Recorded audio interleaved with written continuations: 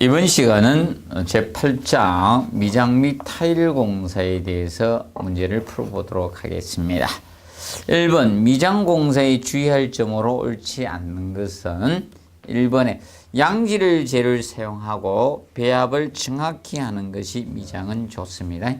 미장은 우리가 예를 들어서 시멘트하고 모래를 배합한 모르타르로 미장을 한다. 그럼 배합비는 1대3을 지켜주는 것이 좋습니다. 시멘트와 같은 입자가 작은 시멘트의 사용량을 늘리면 부착력은 좋아지만 균열이 잘 발생합니다. 대신 모래를 많이 넣게 되면 이런 부착력이 떨어지게 됩니다. 그리고 이번에 모르타르 바름 두께는 고르게 해주시고요. 바탕면의 필요에 따라 이런 물축임을 해주게 됩니다. 그래서 시멘트 모르타르를 바를 때 바탕에 어느 정도 물을 축여 주어서 시멘트 모르타르의 수분을 흡수하는 것을 방지하도록 해주시면 되겠습니다. 그리고 4번에 바탕면은 요철 없이 매끈하게 처리해서 깨끗하게 청소한다 해서 틀렸죠. 보통 바탕면은 거칠게 우리가 처리를 해 주셔야 됩니다. 바탕면은 거칠게 해서 부착력을 좋게 해 주셔야 됩니다. 바탕면은 거칠게 처리한다는 점 알아두시고요. 그 다음에 얇게 여러 번 바른 것이 두껍게 바른 것보다 좋습니다.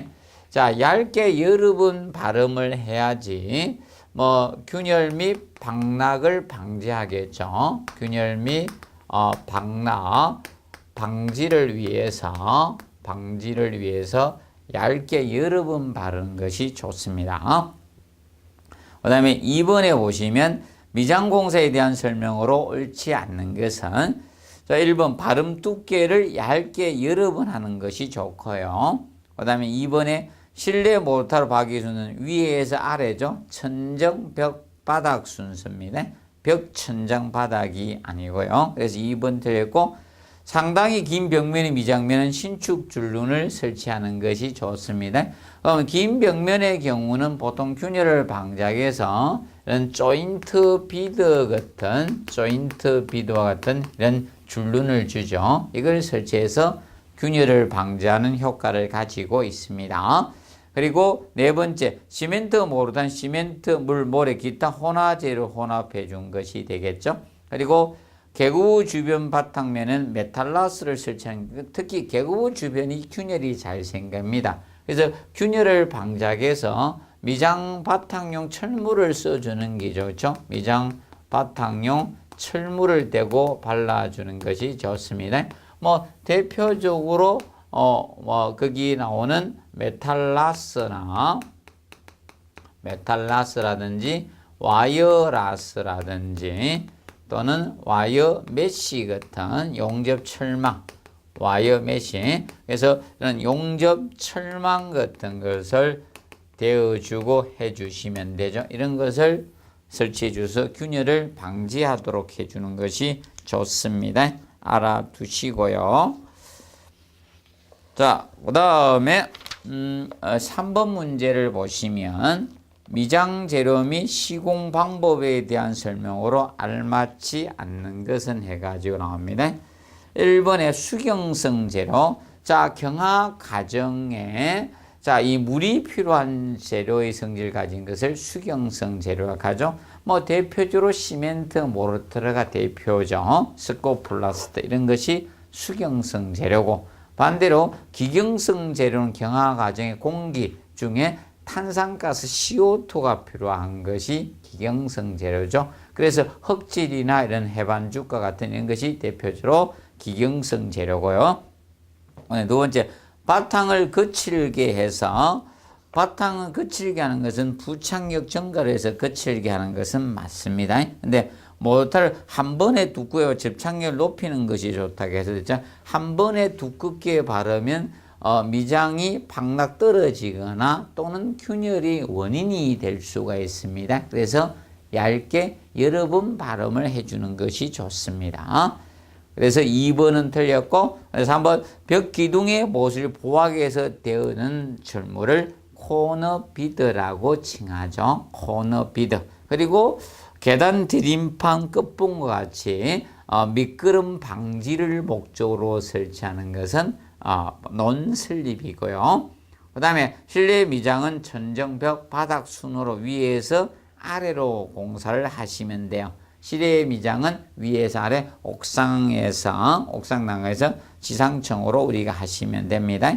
그리고 5번 스코플라스트는 해반죽에 비해서 경화가 빠르고 단단하죠. 그러면 스코플라스트는 수경성 재료고 해반죽은 기경성 재료예요. 보통 수경성이 경화가 빠릅니다. 그래서 기경성 재료가 경화가 느려요. 그리고 강도가 수경성 재료가 강도가 큽니다. 그걸 비교해서 설명한 것이 5번 지문입니다. 그 다음에 4번 문제 보시면 4번 시멘트 모르타르 발음에 대한 설명으로 옳지 않는 것. 1번 초벌 발음 완료 평활하게 처리한다. 자, 보통 우리가 시멘트 모르타르 발음을 할 때 바탕면이나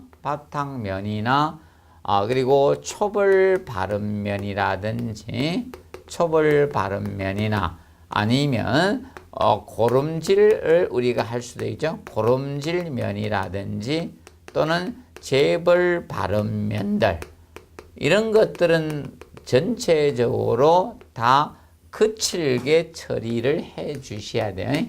거칠게.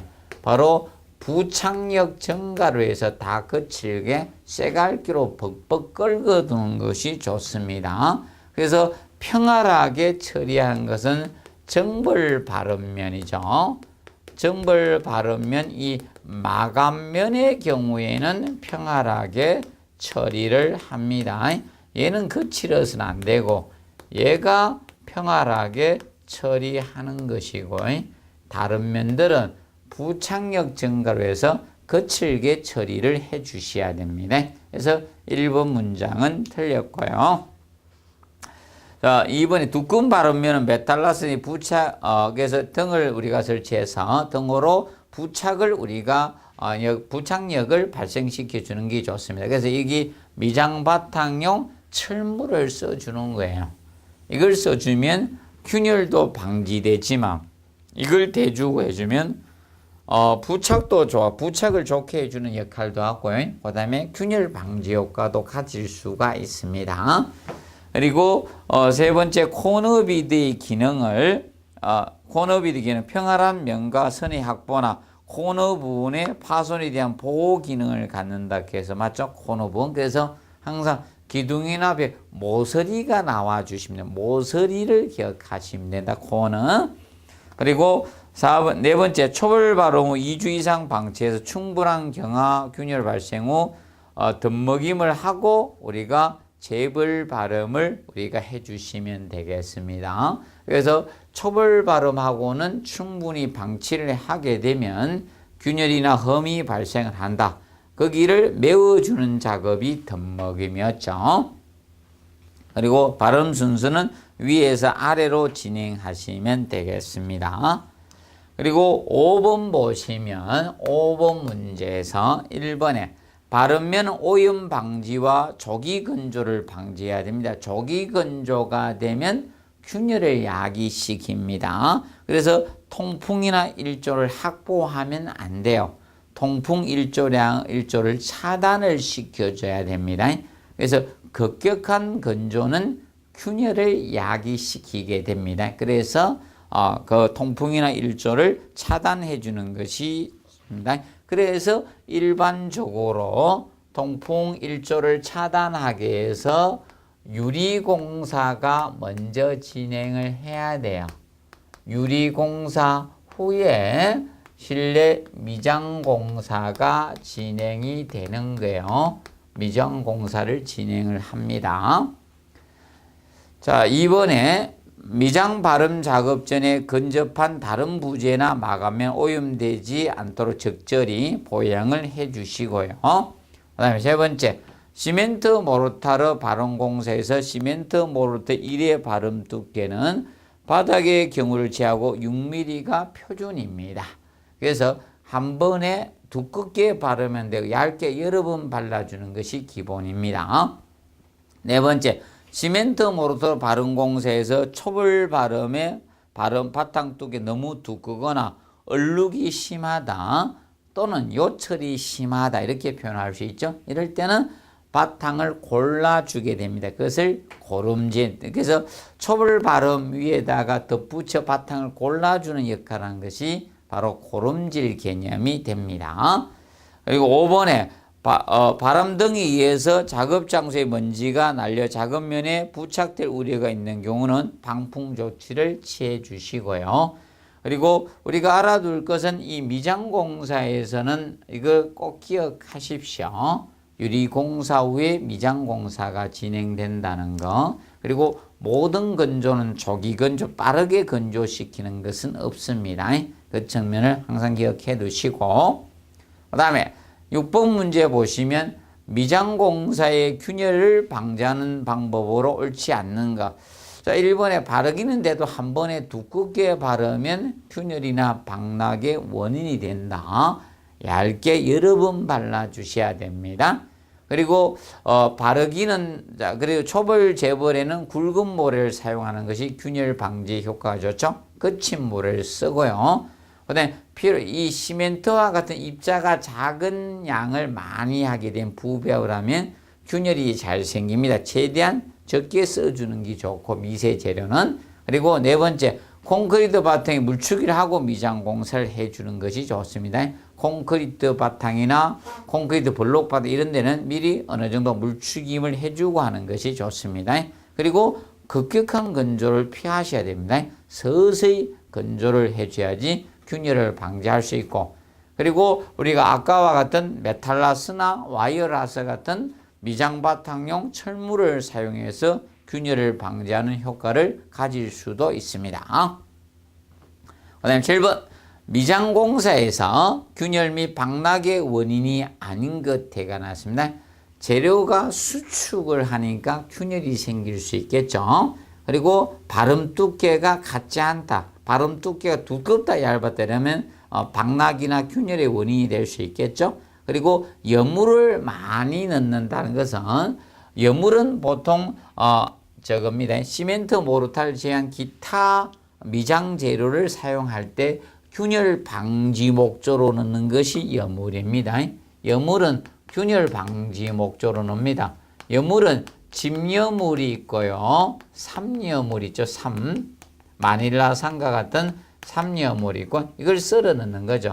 이 여물은 균열 방지, 흙이라든지 해반죽이나 돌로마이트 플라스트나 스코 플라스트 이런 미장 발음할 때 균열 방지 목적으로 썰어 넣는 것이 여물입니다. 그래서 3번은 균열이나 방락의 원인이 될 수는 없습니다. 그 다음에 구조체의 변형에 의해서 균열이나 방락이 생길 수 있겠죠. 그 다음에 급격한 건조가 생기면 균열의 원인이 된다는 겁니다. 그래서 알아두시고요.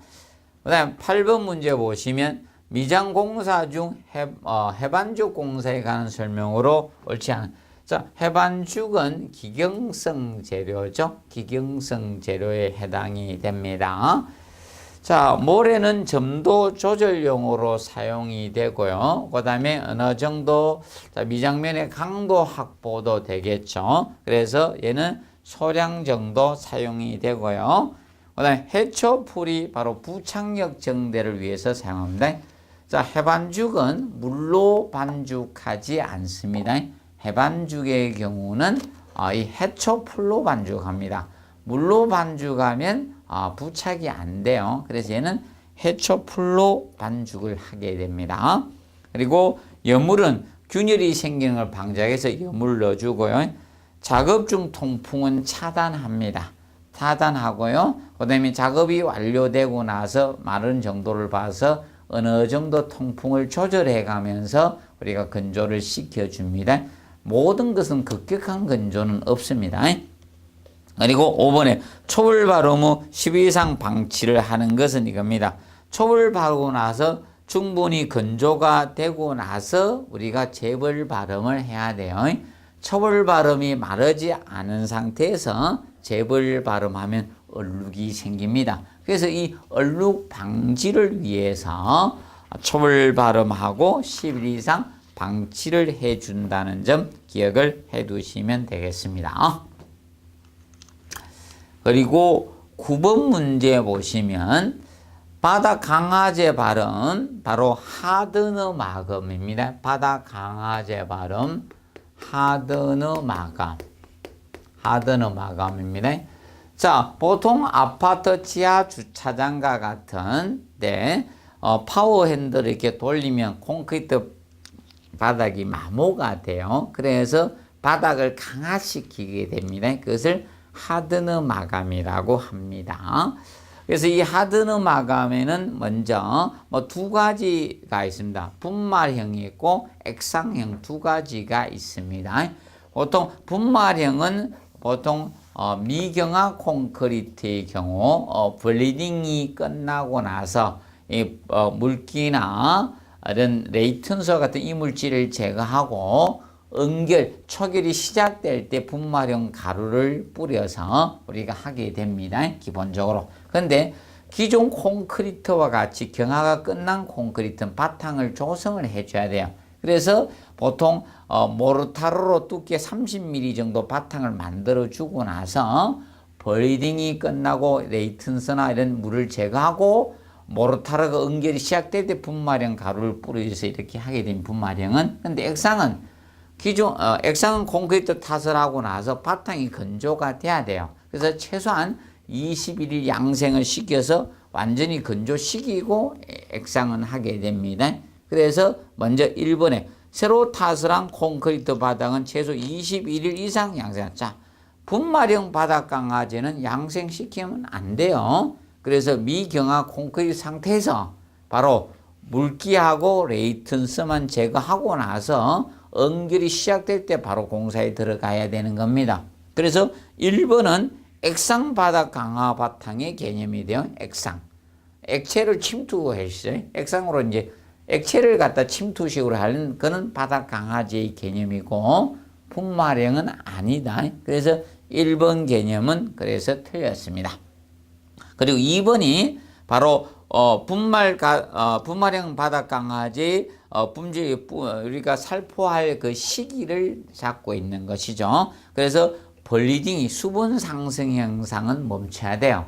콘크리트 탓을 하면 시공의 용이성을 해서 실제적으로 수화작용에 필요한 물보다 많은 물을 첨가를 하게 됩니다. 그렇기 때문에 그거에 의해서 보통 블리딩 현상이 일어나거든요. 그래서 그때 그 블리딩이 끝나고 물기나 레이튼스를 제거하고 응결이 시작될 때 우리가 살포를 하게 됩니다. 그 다음에 3번에 기존 콘크리트나 콘크리트는 완전히 경화된 콘크리트 상태에서는 바탕 조성을 우리가 해 주셔야 됩니다.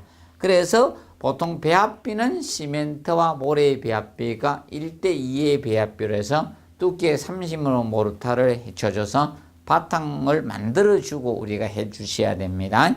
그리고 마무리 작업이 끝난 후에 24시간이 경과돼야 됩니다.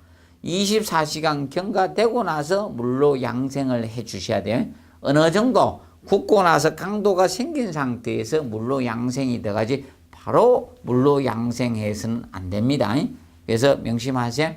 24시간 경과된 후에 물로 양생을 하고 7일 이상 보양을 해주는 것이 좋습니다. 양생을 해 주십시오.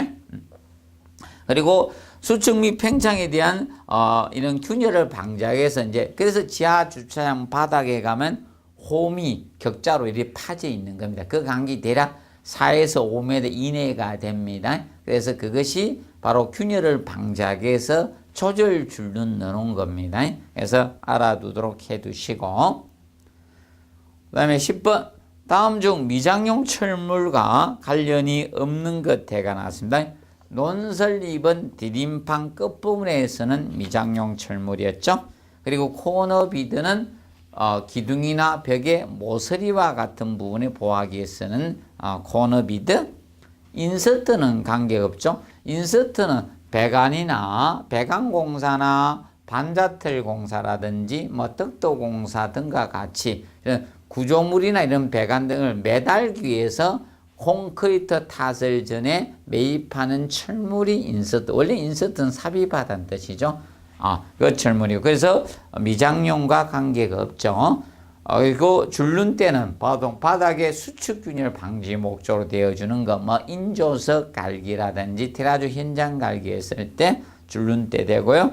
그 다음에 5번에 메탈라스는 미장 바탕용 철물이었죠. 메탈라스나 와이어라스 같은 이 라스 계통은 철물이 해당이 되었었습니다. 그 다음에 11번 보시면 자, 타일 공사에 대한 설명으로 옳지 않는 것은 해가지고 나왔습니다. 1번 바탕면을 거치기 위해서 타일의 부착력을 증진시켜 주는 것이 좋습니다. 그리고 타일 뒷면에도 홈을 파놨죠. 부착 면적을 증가하기 위해서. 그 다음에 2번 벽타일을 떠붙이기 방식으로 붙이는 경우 압착 붙이기 방식과 비교해서 바탕면 고르기가 간단해도 되죠. 그런데 압착 붙이기는 바탕면이 평활도가 좋아야 돼요. 그래서 보통 왜 이렇게 되는가 하면 떠붙이기는 붙임용 모르타르가 붙임용 모르타르 표준이 보통 12에서 24mm로 하죠. 24mm예요. 근데 압착 붙이기 압착공법의 경우는 압착 붙이기의 붙임용 모르타르 표준은 큰 타일일 때 5에서 7mm, 대형 타일일 때 5에서 7mm예요. 그래서 얘는 편차가 2mm밖에 없지만 얘는 편차가 12mm 편차를 가질 수가 있습니다. 그래서 바탕의 평활도가 조금 떨어지도 된다는 겁니다. 그리고 3번에 압착 붙이기는 붙임용 두께가 원칙 타일로 2분의 2 이상으로 하고 5에서 7mm를 기본 대형 타일은 기준을 잡고 있습니다. 그리고 네 번째 접착공법은 합성 수지 계통의 접착제를 바탕에 바르고 타일을 눌러대는 공법으로서 비교적 시공은 용이하죠. 작업성은 아직 외벽에는 부적합합니다. 그래서 이 접착 붙이기, 접착공법인 접착 붙이기는 자, 접착제를 이용할 수밖에 없죠. 그래서 접착 붙이기 공법의 경우는 이 접착 붙이기는 얘는 알아두실 것이 이거는 내장 공사의 하나죠. 내장 공사의 하나입니다. 그래서 외장 공사에서는 사용할 수가 없습니다. 접착 붙이기는. 그리고 5번에 보시면 바닥 타일 붙이기 붙임 모터 1의 깔기 면적은 6에서 8제곱미터로 해줍니다. 그럼 보통 접착 붙이기는 1의 접착제 붙이는 면적은 보통 2제곱미터 이하로 하고 모자이크 타일 붙이기, 판형 붙이기도 2제곱미터 이하로 합니다. 그래서 11번은 5번이 틀렸습니다. 그리고 그 밑에 이런 시방서 개념 조금 정리를 해 놓으십시오. 시방서 개념 좀 정리를 해 놓으시고 그래서 앞전에 붙임 공법에서는 밀착 공법에 대해서 시험을 다루었기 때문에 올해는 공법을 세부적으로 묻는 문제는 올해는 아닐 겁니다. 작년에 물었기 때문에. 그리고 시방서 부분에서는 여러분들이 알아두실 것이 저 부분에 대해서 꼭 봐두십시오. 거기 보시면 저 밑에 보시면 8번에 1의 붙이기 아까 했던 문제 풀 때 6에서 8제곱미터 기억해 두시고 보통 9번에 보시면 모르타르 건비빔은 3시간 이내에 사용하고 물비빔하고 나서는 1시간 이내에 사용한다는 점 꼭 기억을 해 놓으시기 바랍니다. 그리고 타일 붙이고 나서 줄눈 파기는 3시간 경과 후에 하지만 치장 줄눈은 24시간 경과 후에 한다는 점 기억해 놓으십시오. 그 다음에 12번 문제 보시면 타일 공사 시 유의사항에 대한 설명으로 옳지 않는 것. 자, 줄눈 파기는 조금 전에 했으면 3시간 경과 후에 줄눈 파기를 하고요. 치장 진루는 24시간 경과 후에 보통 이 경하 정도를 봐서 줄눈바다의 수분 상태 해서 이제 치장 줄눈 공사 들어가면 되고요. 그래서 1번은 틀렸고, 그 다음에 2번에 바닥 탈면은 물고임이 없도록 구배를 유지해 주시는 게 좋고, 그 다음에 바닥 타일을 붙인 후 3일간은 진동 보행을 금해 주도록 해 주시면 됩니다. 그리고 4번에 기온이 2도 이하일 때는 임시 난방이나 보온으로서 보양을 해 주셔야 됩니다. 왜냐 온도가 낮으면 강도가 나오지 않습니다. 그래서 부착 강도가 너무 타일이 탈락돼요. 그래서 임시 보양을 해 주셔야 됩니다. 그리고 바탕 고르기 모르타 발음 1에 10mm 이하라고 2회로 나누어 주는 것이 좋습니다.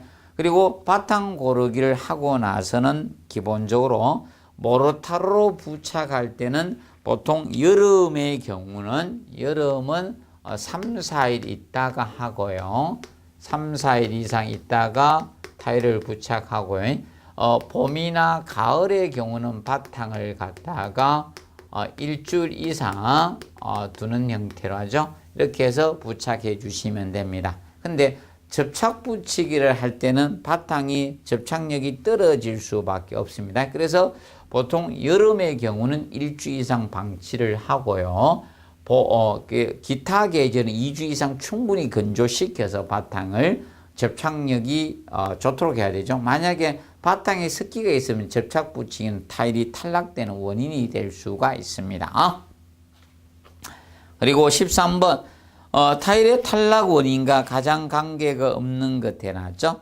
그러면 1번에 붙임 모르타의 접착 강도는 영향을 줍니다. 그럼 접착 강도는 이겁니다. 시멘트와 모래 중에 시멘트 양이 많으면 접착력은 좋아져요. 근데 모래 양이 많아지면 접착력은 떨어질 수가 있습니다. 그래서 보통 붙임모 접착 강도는 관계있지만 모르타르의 인장 강도, 압축 강도 이런 거는 연관성이 없습니다. 그리고 타일의 탈락 원인은 이건 응결이 시작된 모르타르로 부착하거나 아까와 같이 온도가 낮았는데 온도 보양을 안 해준다는 겁니다. 그럼 타일이 탈락될 수가 있다는 겁니다. 그거하고 같이 공부를 해 주도록 해 주시기 바랍니다.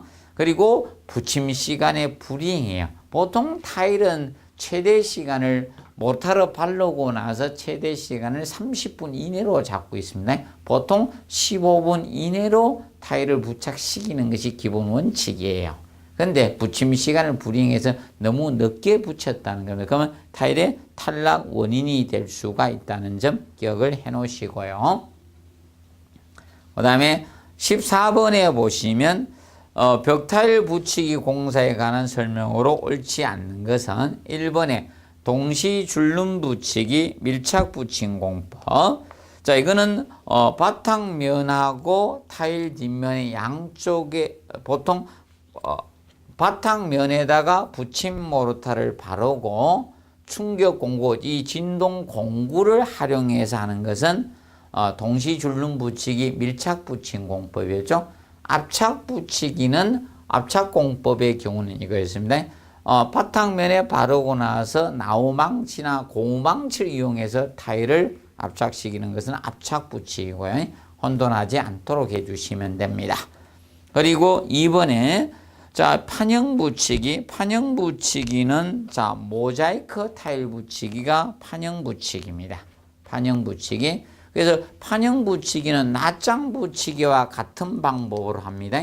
동시 줄눈 붙이기 같은 방법으로 하는 건 아니에요. 그래서 2번은 틀렸네요. 그리고 붙이는 재료 똑같습니다. 얘도 모르타르를 부착합니다. 모르타르. 그래서 접착제로 부착하는 것이 아니라 일반 모르타르로 부착을 합니다. 그래서 2번 개념이 틀렸고요. 그 다음에 떠붙이기 나오죠. 3번의 떠붙이기는 타일 뒷면에 붙임용 모르타르 발라서 하나씩 부착하는 게 떠붙이기예요. 근데 떠붙이기는 이렇게 하나씩 눌러댔기 때문에 타일 뒷면에 모르타르 해가지고 하나씩 이렇게 부착하는데 이 모르타르가 균일하게 사각이 쫙 퍼져서 갈 수는 없잖아요. 그래서 타일 뒷면에 공극이 많이 생길 수가 있습니다. 그래서 빗물 같은 게 스며 들어가면 동해의 우려라든지 아니면 백화 현상의 우려가 생기기 쉽습니다. 그래서 조금 압착 붙이기보다는 이런 백화나 동해 방지가 동해가 많이 이루어질 가능성이 높다라고 보시면 되겠습니다.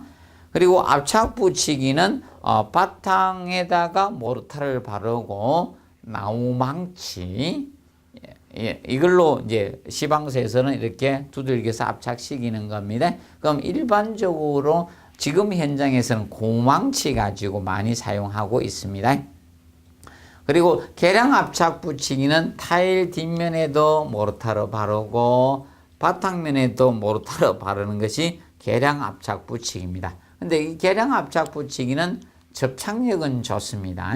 근데 문제가 양쪽에 다 붙이다 보니까 시공 속도가 느립니다. 그렇다 보니까 일반적으로 비용이 많이 소요될 수밖에 없습니다. 그래서 현재 우리 외벽면에 부착안에 가장 많이 쓰고 있는 게 압착 붙이기 공법을 많이 쓴다라고 보시면 되겠습니다. 기억하시고 그 다음에 15번 보시면 자 부침용 모르타르 두께가 가장 두꺼운 타일 공법은 해가 나왔습니다. 부침용 모르타르 두께는 외장이든 내장 공사든 떠붙이기 공법이 가장 두껍습니다. 12mm에서 24mm가 됩니다. 그래서 85페이지 그 해설에 보시면 우측에 부침용 모르타르 두께가 나오죠. 12에 가장 두껍습니다. 압착 붙이기는 타일이 큰 거야 작은 거에 따라서 약간 되죠. 이상이 되면 거기 5에서 7이고 이하 60 이하가 되면 그 3에서 5잖아요. 이상은 최소죠. 큰 거고 작은 건 큰 타일일 때는 5에서 7mm고 작은 타일일 때는 3에서 5mm. 근데 편차는 다 2mm가 됩니다. 그래서 그 공법의 개념 알아두면서 그 표에서 외장 타일하고 내장 타일을 구분하고 있죠. 요런 형태가 시험이 나올 수 있겠죠. 다음 타일 공법 중 외장 타일 공법으로 부적합한 것은 또는 내장 공사의 타일 공법으로 부적합한 이렇게 낼 수가 있습니다. 근데 양쪽에 그러면 외장이든 내장이든 양쪽 공통으로 있는 분모를 찾아내시고요. 그러면 떠붙이기하고 판형 붙이기는 양쪽에 외장 공사하고 내장 공사에 둘 다 쓸 수 있는 공법에 해당이 됩니다. 자, 그런데 외장 공사에는 압착 붙이기나 계량 압착 붙이기나 동시 줄눈 밀착 붙임 공법이에요. 밀착 공법은 외장에만 사용하죠. 그럼 압착 밀착 이것은 외장입니다. 그리고 접착 붙이기나 납장 붙이기 이것은 우리가 내장 공사에만 사용되는 공법이라는 점 기억을 해 놓으시면 되겠습니다. 그래서 그거는 한번 시험에 다룰 수가 있겠죠. 정리를 해 두시고 그 다음에 16번 타일의 동해 방지하기 위한 설명으로 옳은 것은 해가 나왔습니다. 그럼 동해를 방지하기 위해서는 소성 온도가 높은 타일을 써야 되죠. 소성 온도. 소성은 열을 가해서 굽는 것을 소성이죠. 소성 온도가 높은 걸 써주셔야 됩니다. 그리고 보통 흡수율은 낮아야 되겠죠. 흡수율은 낮은 타일을 써야 됩니다. 그러면 소성 온도가 높고 흡수율이 적은 타일은 자기질 타일이나 습기질 타일 정도는 쓸 수가 있어요. 제일 좋은 건 자기질이죠. 사용 가능하나 독이질 타일은 사용해서는 안 됩니다. 독이질은 흡수율이 크기 때문에 외장용으로 사용하지 않습니다. 동해 방지상 타일로는 사용되지 않는다는 측면 기억을 해 두시고요. 그 다음에 이번에 접착 물 시멘트비는 최대한 낮춰줘야 되죠. 물 시멘트 비가 크게 되면 물을 많이 쓰게 되면 건조 수축이 증가돼요. 건조 수축이 증가되면 균열이 생기고 균열 사이로 빗물이 스며들어갈 수 있죠. 그러면 동해 우려가 커지는 거예요. 최대한 물 시멘트 비는 낮춰 주시는 게 좋습니다. 그리고 압착 공포로 시공할 경우 타일에 충분히 두들겨서 밀착시켜 주면 되죠. 결과적으로 타일 뒷면에 공극이 없도록 시공하는 것이 좋은 거죠. 없도록 시공을 해줘야지 동해를 방지하는 데 유리해진다는 겁니다. 정면 기억하시고, 그 다음에 토기질 타일을 외벽, 토기질 타일은 쓰면 안 돼. 이게 독이도 못 쓰는데 토기는 더 커요, 흡수율이. 그래서 원래 토기질 타일은 타일로 잘 사용도 안 됩니다. 그래서 일반적으로 이론상은 존재하지만 보통 타일은 자기 습기 독이 정도가 많이 사용되고 있고, 특히 독이는 실내용으로 사용하지 옥외용으로 사용되지 않는다는 측면을 기억해 두시고, 그 다음에 타일의 동해를 방지하기 위해서 우리가 이 줄눈 부분에 줄눈을 방수 처리해 주는 방법, 방수 처리해서 빗물이 스며들지 않도록 처리하는 것도 동해 방지상 유리하고요. 그 다음에 이 외벽에 공사할 때 이 떠붙이기 공법보다는 압착 붙이기나 이런 계량 압착 붙이기나 뭐 이런 밀착 공법 같은, 그래서 이 계량 압착 붙이기 등의 공법이 동해 방지상 유리합니다. 동해 방지상 유리하게 됩니다. 그래서 이 떠붙이기는 타일 뒷면에 공극이 많을 가능성이 높습니다. 그래서 이런 것들이 더 유리하다는 측면에 대해서 알아두도록 해 두시기 바랍니다. 정리를 해 두십시오. 정리 기본 잡아 두시고요. 그 다음에 그래서 여러분들이 좀 주의하실 것이 이겁니다. 우리가 아까 모르타르의 경우는 물비빔하고 나서 1시간 이내에 사용하라고 했습니다. 주의할 것이 이겁니다. 방수공사에서 방수 모르타르 사용 가능 시간은 45분 이내였고, 그 다음에 타일에서 붙임용 모르타르 물비빔하고 나서는 1시간 이내에 사용했고요. 근데 미장용 모르타르 경우는 1회 비빔량을 2시간 이내에 사용할 수 있는 양으로 합니다. 그런 것이 약간 차이가 있습니다. 혼돈하지 않도록 하십시오. 그래서 시멘트 액방에서 방수 모터 사용 가능 시간은 45분 이내였고, 그리고 타일 붙임용 모르타르 물빔하고 1시간 이내에 사용했고요. 그 다음에 미장용 모르타르의 1회 비빔량은 2시간 이내에 사용할 수 있는 양입니다. 그런 세 가지가 혼돈되지 않도록 학습 정리를 잘 해 두시기 바랍니다. 그래서 이번 시간은 이 미장 및 타일 공사의 문제에 대해서 풀어보았습니다. 다음 시간에 창호 및 유리 공사의 문제를 풀어보도록 하겠습니다. 자, 수고하셨습니다.